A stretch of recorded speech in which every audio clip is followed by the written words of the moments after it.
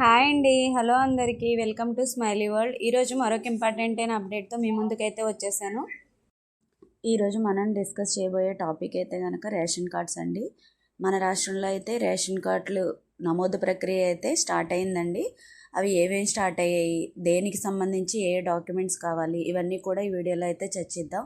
ఈ వీడియోని నేను ఫస్ట్ నుంచి లాస్ట్ వరకు అయితే స్కిప్ చేయకుండా చూసేయండి. మన రాష్ట్రంలో 7 రకాల రైస్ కార్డ్ సర్వీసెస్ అయితే ఎనేబుల్ అయ్యాయండి. అవి ఏంటంటో ఇప్పుడు పూర్తిగా మనం డిస్కస్ చేద్దాం. మొదటిగా వచ్చేసి కొత్త రైస్ కార్డు కోసమైన నిబంధనలు కూడా నేను మీకు ఈ వీడియోలో చెప్తాను. నేను కొత్త రైస్ కార్డు ఎవరికి వస్తుందంటే, ఎవరైతే పేరెంట్స్ అంటే చాలామంది ఏమనుకుంటున్నారంటే, నాకు పెళ్ళయింది, నా భార్యకి నాకు కొత్త రేషన్ కార్డు కావాలి అని అనుకుంటున్నారు. కానీ ఆ విధంగా రేషన్ కార్డు అయితే ఇవ్వలేమండి.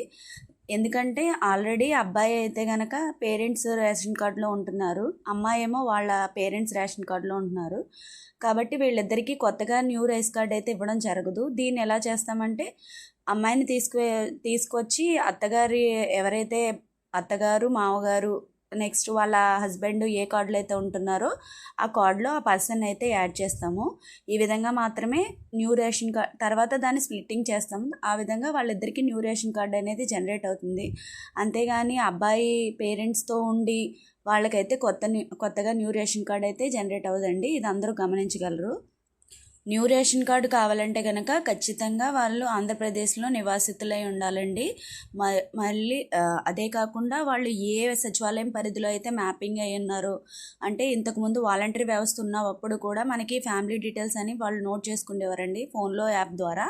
అదేవిధంగా ఇప్పుడు సచివాలయం స్టాఫ్ ఆ రెస్పాన్సిబిలిటీని చేస్తున్నారు.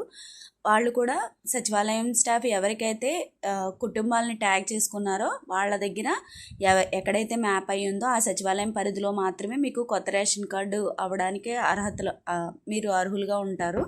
కొత్త రేషన్ కార్డు అవ్వాలంటే కనుక కంపల్సరీగా మీరు కొత్త రేషన్ కార్డే కాదండి, అసలు మన రాష్ట్రంలో మీరు ఏ సేవలు పొందాలని ఉన్నా కానీ మీరు కంపల్సరీగా GSWS ఫ్యామిలీ డీటెయిల్స్ యాప్లో అయితే కనుక మీరు కంపల్సరీగా నమోదైతే ఉండాలి. అదేవిధంగా ఆ వ్యక్తి మన రాష్ట్రంలోని ఏ రేషన్ కార్డులో కూడా నమోదై ఉండకూడదు. అంటే ఒకవేళ హస్బెండ్ అయితే కనుక, అంటే కొత్తగా మ్యారేజ్ అయిన అబ్బాయి అయితే కనుక వాళ్ళ పేరెంట్స్ కార్డులో ఉండకూడదు.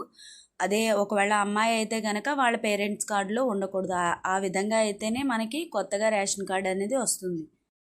నెక్స్ట్ ఇంపార్టెంట్ అయిన సర్వీస్ ఏంటంటే అండి, రేషన్ కార్డులో సభ్యులను జోడించడం. అంటే ఒకవేళ పిల్లలు పుడితే కనుక, మ్యారేజ్ అయిన తర్వాత పిల్లలు పుడితే కనుక చిన్నపిల్లల్ని యాడ్ చేయడం. నెక్స్ట్ మ్యారేజ్ అయిన అబ్బాయి అయితే కనుక వాళ్ళ వైఫ్ని జోడించడం. ఇవన్నీ కూడా మనకి మెంబర్ ఎడిషన్ అనే సర్వీసులు అయితే ఉంటాయి.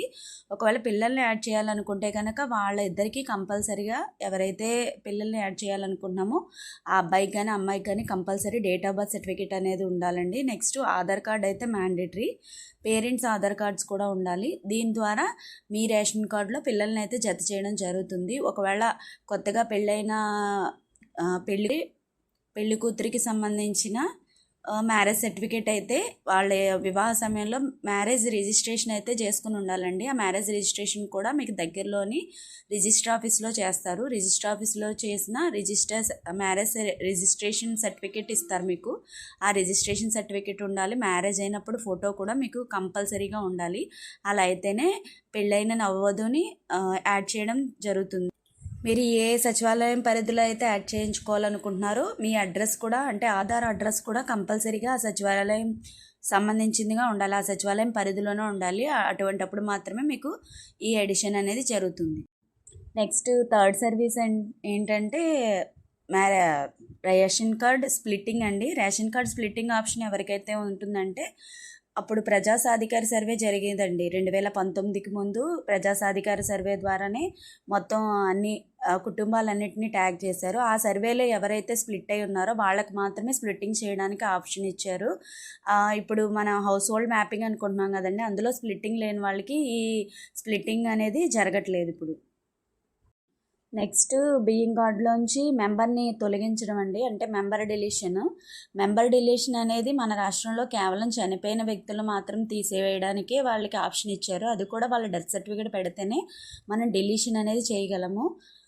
కానీ కొంతమంది ఏమడుగుతున్నారంటే మా అబ్బాయి లేకపోతే మా అత్తగారిని రేషన్ కార్డులోంచి తీసేయండి, తనని వేరేగా సెపరేట్గా పెట్టండి, లేదంటే మేము వేరే ఊళ్ళో ఉంటున్నాము లేకపోతే అవుట్ ఆఫ్లో ఉంటున్నాము, మా కార్డు మమ్మల్ని తీసేయండి, మాకు 4 వీలర్ ఉంది, దానివల్ల మా ఇంట్లో వాళ్ళకి ఎవరికి పథకాలు రావట్లేదు, అలాంటి వారికైతే ఇప్పుడు ఆప్షన్ లేదండి. డిలీషన్ అనే ఆప్షన్ అయితే మన రాష్ట్రంలో ఇంకా ఇవ్వలేదు. ఎప్పుడైతే గవర్నమెంట్ ఎనేబుల్ చేస్తుందో అప్పుడు మాత్రమే వీళ్ళని డిలీట్ చేయడం జరుగుతుంది. ఇప్పటి వరకు 4 రకాల బియ్యం కార్డ్ సర్వీసుల గురించి అయితే మనం మాట్లాడుకున్నామండి. కొత్త బియ్యం కార్డు మరియు బియ్యం కార్డులో ఎడిషన్ ఆఫ్ ద మెంబర్స్, బియ్యం కార్డ్ని స్ప్లిట్టింగ్ ఎలా చేసుకోవాలి, బియ్యం కార్డులో డిలీషన్ కావాలంటే ఎలా చేసుకోవాలి, ఇవన్నిటి గురించి మాట్లాడుకున్నాం. ఈ సర్వీసుల్లో ఏది మీరు పొందాలన్నా మీ దగ్గరలోని సచివాలయంకి వెళ్ళి అక్కడ డిజిటల్ అసిస్టెంట్ వారిని కానీ లేదా వార్డులో అయితే కనుక ward education and data processing secretary కానీ కలిస్తే వారి లాగిన్లో మీకు ఈ సర్వీసులు అనేవి చేస్తారండి. మిగతా పార్ట్ 2 చేస్తున్నానండి. మిగతా 3 సర్వీసెస్ నేను